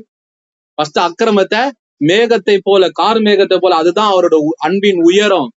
அன்போட அகலம் என்ன சொல்றாருன்னா, அன்போட அகலம் கிழக்குக்கும் மேற்குக்கும் எவ்வளவு தூரம் இருக்குது? அதான் என் அன்பின் அகலம். அடுத்து சொல்றாரு மீகால 7:19 சொல்லு, உன் பாவத்தை கடலின் ஆழத்துல போட்டு விட்டாரு. கடலு ஆழம் இன்னும் கண்டுபிடிக்க முடியல. எத்தனையோ இமயமலைகள்லாம் கடலு கீழே இருக்குது, அவ்வளவு டீப்பு. ஆண்டு சொல்றாரு, உன் மேல வச்ச என் அன்பின் ஆழம் என்ன தெரியுமா, உன் பாவத்தை நான் கடலின் கீழே போடுறேன்னு சொல்றாரு. அடுத்தத அன்பின் நீல நாந்தமா, உன் பாவத்தை என் முதுகு பின்னாடி தூக்கி எறேன்றாரு. ஆண்டவர் அந்த மாதிரி இவ்வளோ ஹைட்டு. இமயமலையோட தேவன் உன் மேல வச்ச அன்பு அகலம், உங்க அன்போட ஹைட்டு, அன்போட வித்து கிழக்குக்கு மேற்குக்கு எவ்வளவு தூரம் இருக்குமோ அவ்வளவு. அன்போட டெப்த் எவ்வளவுன்னா, உண்மையான அன்பு சொல்ற டெப்த் சொல்லுவாங்கல்ல, அந்த உண்மையான டெப்த் அந்த மாதிரி கடலின் ஆழத்தை காட்டுறாரு ஆண்டவர். இப்படியாய் தேவன் உங்களையும் என்னையும் நேசிக்கிறேன் ஆண்டவர் சொல்றாரு. அந்த தேவனை அப்படியா நாம நேசிக்க கடன்பட்டு இருக்கோம். அவர் நம்மளை மன்னிக்கிறாரு. அவர் நம்ம மன்னிக்கலைன்னா நம்மளோட வாழ்க்கை என்ன தெரியுமா, ரட்சிப்பு நம்மள தேவன் மறுபடியும் பிறக்கலன்னா நம்ம வாழ்க்கை டஸ்ட்பினுக்கு போற ஆள். நம்ம நரகத்தோட கிரீக் பதம் என்னன்னா குப்பை தொட்டி. குப்பை தொட்டியில எதோ போடுவோம், அழிவு போனது, கெட்டு போனது, நாசமா போனது, உதவாதது, நம்ம யூஸ் பண்ணி வருஷத்துல எல்லாத்தையும் புறக்கணிக்கப்பட்டதான் குப்பை தொட்டிக்கு போவோம். நரகத்துக்கு நியமிக்கப்பட்ட நம்ம பரலோகத்துக்கு தேவன் கொண்டு வந்தார் தெரியுமா, அதான் குப்பைக்கு போற நம்ம வாழ்க்கைய கோபுரத்துக்கு கொண்டு வந்தார். ரட்சிப்பு சாதாரண இல்ல, யூஸ்லெஸ், நம்ம ஒர்த்லெஸ், நம்ம வேஸ்ட், ஒண்ணுத்துக்கும் உதவாத நம்மள அவ கிருபையினால கண்மலையில நிறுத்தி அழகு பாக்குறேன். புரியுதா? அப்போ குப்பை தொட்டியில இருக்கிற, நான் சொல்றேன், நம்ம வீடு எல்லாருக்கும் குப்பை தொட்டி, நம்ம வீடு குப்பை தொட்டி, நம்ம தெரு குப்பை தொட்டி ஒண்ணு இருக்கும். அதுல இருந்து அந்த சில பேர் பாத்தீங்கன்னா பிளாஸ்டிக் கிளாஸ்ல எடுத்துருவாங்க, ரீசைக்கிள் வித்துருவாங்க. அவனே வேணாம் சிலத்தை போடுவான், அது வேஸ்ட். அந்த மாதிரிதான் நம்ம லைஃப். ஆண்டு நம்மள சுத்தம் பண்ணி அங்க இருந்து எத்தனை சுத்தம் பண்ணி நம்மள கோபுரத்துல வச்சு அழக பாக்குறேன். இதுக்கு பேர் தான் ரட்சிப்பு. இந்த ரட்சிப்பை தான் நம்ம தூக்கி விளையாண்டுக்கிறோம், பொம்மை மாதிரி பண்ணுகிறோம். அந்த வேல்யூ தெரியாம நம்ம ரொம்ப காரியங்களை செஞ்சுக்கிறோம். ஆமே. அப்ப பரிசுத்தமா வாழ முதலாவது என்ன பண்ண வேண்டும், அவர் மன்னிச்சதை நேசிங்க. அவர் என்ன சொல்றாருன்னா, நல்ல வானத்தை பார்க்க சொல்ல பாருங்க எவ்வளவு உயரம், கடலை பார்க்க சொல்ல அவ்வளவு ஆழம், கிழக்கு மேற்கம் பார்க்க சொல்ல அவ்வளவு இது, அவர் முதுகு பின்பாக தூக்கிற அவ்வளோ நீளம். இவ்வளோ பெரிய தேவன் நம்மளை நேசிக்கிறார். அவர் மன்னிச்சது ஒர்த்த புரிஞ்சுக்கோங்க. ஆண்டு கிட்ட போனா பாவம் செஞ்சியான்னு கேட்டா, மன்னிச்ச பாவத்தை அவர் ஒரு காலமும் நினைவு கூறுது இல்ல. ஆனா நான் தயவு செய்து உங்களுக்கு சொல்றேன், திரும்பவும் சொல்றேன், நீங்க மத்தவங்களை மன்னிக்காத போது அது தூசி தட்டி எடுத்துருவாங்க, பரலோகம் அதை எடுக்கும். ஏன்னா ஆண்டவர் அது வசனம் நியமம் இயேசு சொல்லியிருக்கிறார். அப்ப நான் மன்னிக்க கடன் பட்டு இருக்கிறேன். ஆமே. அந்த காரியங்களை ரொம்ப கவனமா இருக்கும். ரெண்டாவது, பரிசுத்தமா வாழ நம்ம தீர்மானம் பண்ண வேண்டும். என்ன பண்ண வேண்டும்? நான் சொன்னேன்ல உங்களுக்கு ஃபர்ஸ்ட்ல, ஒருத்தோட பேசக்கூடாது முடிவு பண்றீங்களே, பேசாம இருக்கிறீங்களே, தண்ணி குடிக்கூடாது, சோறு சாடக்கூடாது, டீ குடிக்கூடாது, முகத்துல முழிக்க கூடாது. சொல்லுவாங்க செத்தாலும் மூஞ்சில முழிக்க மாட்டேன். நீ செத்த பேர் நாங்க தான் வந்து உன் மாலை போட வருவோம். அப்ப நீ என்ன போட வேண்டாம் சொல்ல போற? சொல்லுவாங்க செத்தாலும் மூஞ்சில போட, செத்தா நீ என்ன எங்க பார்க்க போற? பார்க்கவும் முடியாது. அப்ப என்னன்னா, அதுல சில பேர்லாம் உறுதியா இருக்கிறாங்க. என்ன பண்றாங்க? உறுதியா இருக்கிறாங்க. கசப்பான காரியங்கள், அழிக்கிற காரியங்கள், கெடுக்கிற காரியங்கள், நம்ம வாழ்க்கையில தீமையை உண்டு பண்ற காரியங்களுக்கு அவ்வளோ உறுதியா இருக்க தெரிஞ்ச நமக்கு பரிசுத்தமா வாழணும்னு ஒரு முடிவு எடுக்க முடியும், வாழ முடியும், கன்ஃபார்மா முடியும், கன்ஃபார்மா முடியும். தீர்மானம் எடுங்க. இந்த தீர்மானத்துக்கு யார் உதவி செய்வானா? ஆவியானவர் உதவி செய்வார். நான் சொல்றேன்னா, நீ பாவம் செய்யும் போது வாசலை சாத்தான் திறக்க முடியுமானா, நீ பரிசுத்தமா வாழும் போது அதே வாசலை தேவனால் அடைக்க முடியும். நான் சொல்ற புரியுதா? நீங்க பாவம் செய்வதற்கு பிசாசினால் வாசலை திறக்க சக்தி உண்டானால், வாய்ப்பு உண்டானால், நீ முடிவெடு, நீ பரிசுத்தமா வாழனே, எந்த வாசலெல்லாம் சாத்தான் திறந்தானோ அதெல்லாம் தேவனால் அடைக்க முடியும். ஆண்டவர் செய்வார். ஆண்டோட சக்தி பெருசு. தீமைக்கே அவ்வளவு சக்தி இருக்குமானா, பரிசுத்தத்துக்கு எவ்வளவு சக்தி இருக்குது? பரிசுத்தத்துக்கு எவ்வளவு பெரிய தேவன் துணையா இருக்கிறாரு, எவ்வளவு தூதர்கள் துணையா இருக்கிறாங்க, ஆவியானவர் கூட இருக்கிறாரு. நீ முடிவெட, க்ளோஸ் ஆகும். நீ ஸ்ட்ராங்கா முடிவெடு. என்ன பண்ணு? ஸ்ட்ராங்கா முடிவு எடுக்கணும். யார் முடிவு எடுக்கணும்? நானா முடிவு எடுக்கணும்? நீங்க தான் முடிவு எடுக்கணும். நீங்க தான் செய்யணும். ஒரு போன் வாங்கின முடிவெடுத்து வாங்குறீங்க, ஒரு நகை வாங்கின முடிவெடுத்து வாங்குறீங்க, ஒரு புடவை வாங்கின முடிவெடுத்து வாங்குறீங்க, ஒரு சுடிதாரு, பசங்க ஒரு ஷூ, அது இது எல்லாம் முடிவெடுத்து அடம் பிடிச்சு வாங்கிறீங்களே. வருஷத்துக்கு ஒரு முடிவு வச்சு அடம் பிடிய, ஆண்டவர் குத்துருவாரு வாழ்க்கையில. ஆண்டவர் நீ விரும்பாத அந்த காரியத்தை என்ன பண்ணும்? விரும்பணும். பரிசுத்தம் நம்ம வாழ்க்கையில அசுத்தம் சுத்தத்தை பிறப்பிக்காது. சுத்தம் தான் சுத்தத்தை பிறப்பிக்க பீத்தி. எது எதை பிறப்பிக்காது? அசுத்தம் எதை பெருக்காது? சுத்தத்தை பிறப்பிக்காது. சுத்தம் தான் சுத்தத்தை கொடுக்கும். ஒரு கோழி கழுகை பெருக்க முடியாது, கழுகு கோழியை பெக்க முடியாது. அது மாதிரிதான் சுத்தம் அசுத்தத்தை விடாது, சுத்தம் தான் சுத்தத்தை கொடுக்கும். அப்ப சுத்தமுள்ள தேவனோட இணைவும் சுத்தமுள்ள காரியங்களோட பரிசுத்தம் நம்ம வாழ்க்கையில வந்து ஆமென். அப்ப வேர் சுத்தமா இருந்தா கனி சுத்தமா இருக்கும். இப்ப நம்ம என்னன்னா உள்ள டீப்பா கிளீன் பண்ண பார்ப்போம். ஆண்டவர் சொல்றாரு, நான் உன்னை ஃபுல்லா மாத்தி ரட்சிப்பு என்பது நம்ம வாழ்க்கையில என்டையர் சேஞ்சஸ். தயவு செய்து அந்த ரட்சிப்பை கத்துக்கோங்க. நான் யாருன்னு கத்துக்கோங்க. யாரு நீங்க? யார் கிறிஸ்துவுக்குள்ள நீங்க யாருன்னு கத்துக்கிறீங்க, அவங்க லைஃபே மாறும். நீங்க உங்களை தப்பு தப்பா நினைச்சுக்கிறீங்க, நான் கோவக்காரன், நான் கொடூரம் உள்ளவன், எனக்கு வேற ஒரு பேஸ் இருக்குது, நான் இப்படி நான் அப்படி. ஆண்டவர் சொல்ல, நீ அப்படி இல்ல, நீ என்ன போல. என்னைக்காச்சும் ஒரு கழுகு வந்து கோழி சொன்னா நம்ப முடியுமா? நம்ப முடியாது. நம்ம அப்பா ஏசப்பா, நம்ம அவரு பிள்ளைங்க. நாம போய் பிசாசின் குணத்தை காட்டினா எப்படி? சொல்றாங்களே சில கேட்க, இவனுக்கா பொருந்தது இது, அப்ப மாதிரி இல்லவே இல்லையே, பூமி நோவாத ஆளுக்கு இவ்வளவு கொடூரமான புள்ள பிறந்த கேட்பல. என் அப்பா ஏசு இல்ல, அவரோட பிள்ளை நம்மள, அப்ப அவரை போலதானே நாம இருக்கணும். அப்ப நம்ம சுவாபம் மாறணும்ல, புரியுதுங்களா? அப்ப நான் போய் ஊழியர் செய்யணும்னா என் சுவாபத்துல சேஞ்சஸ் வரணும். சொல்லுவாங்க, அக்கா நீயே கரெக்டில்ல, போகா நீ வந்து என்ன கூப்பிடுற போகா அப்படின்னு சொல்லக்கூடாது. நம்ம போகும்போது அவங்க கேள்றாங்க, அந்த கழுதையை கேட்கும் போது ஆண்டவர் சொல்றாரு, அதுக்கு எனக்கு வேணும்னு சொல்லுன்றாரு. எஜமான அவுத்து அனுப்புறாரு. அப்ப நம்ம கரெக்டா வேணா நம்ம கூட வந்துட நிறைய கழுதையும், நீ கூட வா, எனக்கு வேணும்னு போ, வந்துனே இருக்கான். அவங்க சொல்லாங்க, எங்களுக்கு தேவை, அனுப்பி வச்சிருவாரு. அப்ப நம்ம மாறணும்ல, நம்ம மாறினாதான் சில கழுதைகளை கட்டவிழ்க்க வேண்டும். என்ன பண்ணும்? ஆண்டவர் அவங்க கேட்பாங்க, என்ன யாருக்கு? எஜமான் அவர் கேட்கிறாரு, போதகர் கேட்கிறாரு. அவன் தடை சொல்லவே இல்லை. நம்ம வாழ்வு தேவனுக்கு உகந்ததா இருந்தா நம்ம போய் அழைக்கிற எல்லாம். ஏசு போய் பேதுரை கூப்பிட்டாரு, பேதுரு வந்தாரா? யோவானை கூப்பிட்டாரு, வந்தார்ல? யாக்கோவை கூட்டாரு, வந்தார்ல? மத்தேயு கூட்டாரு, வந்தார்ல? ஏன் வந்தாங்க? இந்த வார்த்தை இன்ஃபுளுயன்ஸ் ஆச்சு, தாக்கத்தை உண்டாக்குச்சு. நாம தான் மத்தவங்களை மாத்த முடியுமாச்சு? என்னைக்காச்சு இயேசு யாருன்னா மாத்தினாங்க இருந்ததா? ஒருத்தரும் இயேசுவை மாத்தல. உப்பு தான். உப்பு போட்டு சாப்பிடுறீங்களா? அப்ப உப்பு நீ, உன் டேஸ்ட் தான் மத்தவங்களை வரேன் தவிர மத்தவங்க டேஸ்ட் உங்களை வரக்கூடாது. வர கூடாது, வராது. ஆமென். அப்ப பரிசுத்தமாய் வாழ நாம் என்ன பண்ண வேண்டும்னா தீர்மானம் பண்ண வேண்டும். ஓகே, எத்தனை பேருக்கு இந்த முடிஞ்சது? இந்த வசனம் புரிஞ்சது?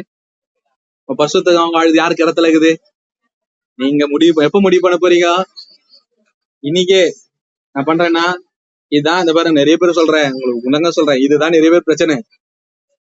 தயவு செய்து இதை அப்படி வச்சிருங்க, இல்லைன்னா என்கிட்ட கொடுங்க, நான் பத்திரமா பூட்டி வச்சுக்கிறேன். நீங்களே நீ கூட ஒரு ஸ்டேட்டஸ் ஒண்ணு பார்த்த, ஒருத்தர் போட்டிருந்தாரு, வாயும் காதும் சரியா இருந்தா தான் உங்க வாழ்க்கையில எல்லாம் சரியா இருக்கு. என்ன நான் பார்த்தேன் இன்னைக்கு ஒரு ஸ்டேட்டஸ், ஒரு பாஸ்டர் போட்டிருந்தாரு, வாய்க்காது. என்னது வாய்க்காது? சிலருக்கு நிறைய காரியம் வாய்க்க மாட்டுது. என்ன பண்ணுது? போற காரியம் எல்லாம், வீடு தேடி போறாங்க, வீடு வாய்க்க மாட்டுது. வேலைக்கு போறாங்க, வேலை வாய்க்க மாட்டுது. சில காரியங்களை எடுத்து செய்யறாங்க, வாய்க்க மாட்டுது. சொல்றாங்க, என்ன சொல்றாங்க? வாய்க்காது, வாய்க்காது, வாய்க்காது. அப்ப அந்த பாஸ்டர் சொல்றாரு, உன் வாயும் காதம் சரியாதான் எல்லாம் வாய்க்குமா. எனக்கு ரொம்ப அது ஆச்சரியமா இருந்தது.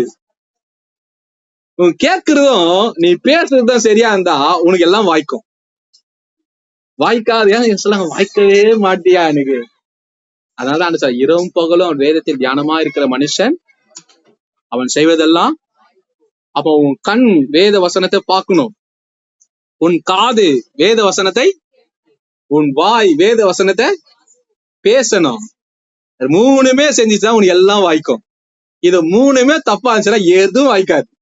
உன் வாய்க்கும் காதுக்கும் தான் வாய்க்காதே இருக்குது. உன் வாழ்க்கையில நன்மை வாய்க்காம போறதுக்கு காரணம்னா நீதான். எத்தனை பேருக்கு புரிஞ்சுது? பரிசுத்தமா வாழ தேவன் நம்ம அழைத்து இருக்கிறான். பரிசுத்தம் என்பது நம்ம வாழ்க்கையில ரொம்ப முக்கியம். பரிசுத்தம் வாழ்வது நம் வாழ்வியல் கடமை. பரிசுத்தம் என்பது நம் வாழ்க்கையில அத்தியாவசியமான வாழ்க்கை. பரிசுத்தம் என்பது நம் தேவன் நம்ம கொடுத்தது. பரிசுத்தம் இல்லாதவன் தேவனை தரிசிக்க முடியாது. நிறைய யாருன்னா வந்து சொன்னாங்கன்னா, கிருபையின் காலம், ஆண்டவர் உங்களுக்கு டிக்கெட் குடுத்துருவாரு, நல்லா இது பண்ணலாம், அப்படிலாம் இல்ல, பண்ணலாம் முடியாது. அதெல்லாம் முடியவே முடியாது. ஆண்டவர் சொல்லாரு, இந்த உலகத்துல பரிசுத்தமாய் வாழாதவன் பரலோகத்துல போக முடியாது. இந்த பூமியின் வாழ்க்கை என்னன்னா, பரலோக வாழ்க்கையே பூமியில வாழுது. எந்த வாழ்க்கைய? பரலோகத்துல எப்படி வாழ்வியோ அதை இங்க வாழணும். உங்களுக்கு சின்ன ஒரு விளக்கத்தை மாத்திர சொல்லி முடியாது, தயவு செய்து கேளுங்க.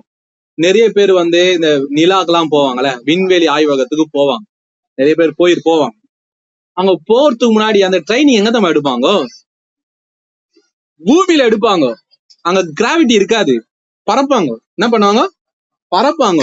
அப்ப இங்கேயே அந்த கிராவிட்டி இல்லாத ஒரு செட்டப்பை உண்டு பண்ணி அங்க பறக்கிற மாதிரி இங்க பறப்பாங்க, அங்க சாப்பிடுற மாதிரி இங்க சாப்பிடுவாங்க. அங்க இருக்கிற சீதோஷண நிலைக்கு அந்த உடம்ப அடாப்ட் பண்ண வைப்பாங்க. அதுல தேர்ச்சி பெற்று அதுல சுத்துறது எல்லா காரியம்லாம் இருக்கும். அந்த டெஸ்ட் எல்லாம் வச்சு அந்த சில நாட்கள் அந்த ட்ரைனிங் கொடுப்பாங்க. அந்த ட்ரெயின் ஆனவங்க தான் விண்வெளிக்கு அனுப்புவாங்க. என்ன சொல்றேன்னா, நம்ம கண்ணால பாக்குற அந்த நிலாக்கு விண்வெளிக்கு அனுப்புற ஒரு ஆளையே இந்த உலகத்துல இந்த விஞ்ஞானிகள் இவ்வளோ ட்ரெயின் பண்ணுவார்களானா, தயவு செய்து யோசிங்க. இங்க பரலோக வாழ்க்கைய வாழாம பரலோகத்துக்கு போக முடியாது. சொல்றது புரியுதா? நிலாக்கு அனுப்புறவன நிலாக்கான ட்ரைனிங் எங்க கொடுக்குறாங்க? இங்க தராங்க. அதே தான் இந்த சர்ச்சு என்பது என்னன்னா, பரலோக வாழ்க்கைக்கான ட்ரைனிங் சென்டர். சொல்லுங்க, பரலோக வாழ்க்கைக்கான. இங்க பாஸ் ஆலன்னா அங்க போக முடியாது. தயவு செய்து புரிஞ்சுங்க, இதுதான் சிம்பிள் ட்ரூத், பேசிக். அப்ப இங்க ஒரு பரிசுத்த வாழ்க்கையை வாழாம, இங்க தேவனுக்கு பிரியமான ஒரு வாழ்க்கை வாழாம, இங்க தேவனுடைய இன்ஸ்ட்ரக்ஷனை ஃபாலோ பண்ணாம, இங்க தேவனுடைய கட்டளைகளின்படி வாழாம பரலோகத்துக்கு போக முடியாது. புரிஞ்சுதா? அப்ப பரிசுத்தம் எவ்வளவு அத்தியாவசியமா? எத்தனை பேர் புரிஞ்சுது? கதை கேட்டதுங்க, நான் பரலோகத்துக்கு போறத பத்தி பேசுறேன். ஆமென். அப்ப இருதயத்தில் சுத்தமுள்ளவன் எங்க எங்க எங்க எங்க சுத்தமா இருக்கணும்? இங்க இந்த பூமியில உன் இருதயத்துல சுத்தமா இருந்தா, பரலோகத்துல உன் இருதயத்துல தேவன் பரிசுத்தமுள்ள தேவனை இங்கேயும் தரிசிப்பேன், அங்கேயே தரிசிப்பேன். கண்களை மூடி ஜெபிப்போம். ஆண்டவர் நோக்கி ஜெபம் பண்ணுங்க. ஆண்டவரே, என் வாழ்வை பாருங்கப்பா, என் சூழ்நிலைய பாருங்கப்பா. நான் இப்படியாப்பட்ட ஒரு வாழ்வு முறைக்குள்ளாக கடந்து போய் கொண்டிருக்கிறேன்ப்பா. அநேக பரிசுத்தம் என்பது நீங்க நேசிக்க வேண்டிய ஒன்று. பரிசுத்தம் என்பது நீங்க எடுக்க வேண்டிய தீர்மானத்தில் இருக்குது. ஆண்டவரும் நீங்களும் சேர்ந்து நடக்க வேண்டிய ஒரு வாழ்வியல் முறை. நீங்க ஒரு முடிவு எடுப்போம். ஆண்டவரே எனக்கு உதவி செய்யுங்க, ஆண்டவரே சொல்லுவோம். ஆண்டவரே எனக்கு உதவி செய்யுங்கப்பான்னு சொல்லுங்க. ஏசப்பா எனக்கு உதவி செய்யுங்கப்பான்னு சொல்லுங்க. ஆண்டவர்கிட்ட கேளுங்க. நான் தீர்மானம் எடுக்கிறேன் ஆண்டவரே, நான் பரிசுத்தத்தை நேசிக்கிறேன் ஆண்டவரே. என் கண்கள்ல பரிசுத்தம், என் செவிகள்ல பரிசுத்தம், என் வாயின் வார்த்தையில பரிசுத்தம், என் கரத்தின் கிரியையில பரிசுத்தம். எனக்கு ஒரு முடிவு எடுங்க. ஒரு கசப்புல ஒரு தீர்மானம் எடுத்து அந்த கசப்பை டெவலப் பண்றேன்ல, நான் சொல்ற பரிசுத்தத்துக்கு ஒரு தீர்மானம் எடுங்க. ஆண்டவரே, இந்த காரியங்கள்லாம் என் வாழ்க்கையில கெடுதலை கொடுக்குமானா, அவ்விதமான காரியங்கள்லாம் நான் அகற்ற எனக்கு உதவி செய்யுங்க ஆண்டவரே சொல்லுங்க. அகற்றுறேன்ப்பா, அகற்ற எனக்கு உதவி செய்யுங்கப்பான்னு சொல்லுங்க. அகற்ற எனக்கு உதவி செய்யுங்கப்பான்னு சொல்லுங்க. ஆண்டுகிட்ட கேளுங்க. அப்பா நான் அகற்றுறேன்ப்பா. இன்னைக்கு அகற்றுற ஆண்டவரே. ஆண்டவர் சில நீங்க மெடிக்கல் தான் சொல்றாங்க, இன்னைக்கு ஆபரேஷன் பண்ணாதான் நீ பழைப்பானா. நம்ம என்ன பண்றோம்? நாளைக்கு வச்சிட சொல்றோமா? இன்னைக்கு பண்ணுங்க, இப்ப பண்ணுங்கன்றல. அதே போலதான் பரிசுத்த வாழ்வுக்கு சில ஆபரேஷனை பண்ணியே ஆகணும், சில காரியங்களை அகற்றி ஆகணும். அது தேவன் செய்ய விரும்புறாரு. ஆண்டவருக்கு அலோவ் பண்ணுங்க, ஆண்டவருக்கு அலோவ் பண்ணுங்க. பரிசுத்தம் என்பது நடிக்கிற வாழ்க்கை இல்ல. பரிசுத்தம் என்பது வாழ்க்கை, உண்மை சம்பந்தப்பட்டது. அன்பின் தெய்வமே, அப்பா இப்படியாப்பட்ட தீர்மானங்களை எடுத்து இதுல நாங்க உறுதியா இருக்கவும், பரிசுத்தத்தை நேசிக்கவும் ஆண்டவரே எங்களுக்கு உதவி செய்யுங்க. பரிசுத்தத்துக்கு எதிராக இருக்கிற கட்டுக்கதைகளை எங்க வாழ்க்கையில விட்டு அகற்ற கர்த்தர் எங்களுக்கு அனுகிரகம் செய்யுங்க. இந்த கரம் நன்மைக்கு எதுவா இருக்கட்டும். இயேசுவின் நாமத்தில் பிதாவே, ஆமேன், ஆமேன், ஆமேன்.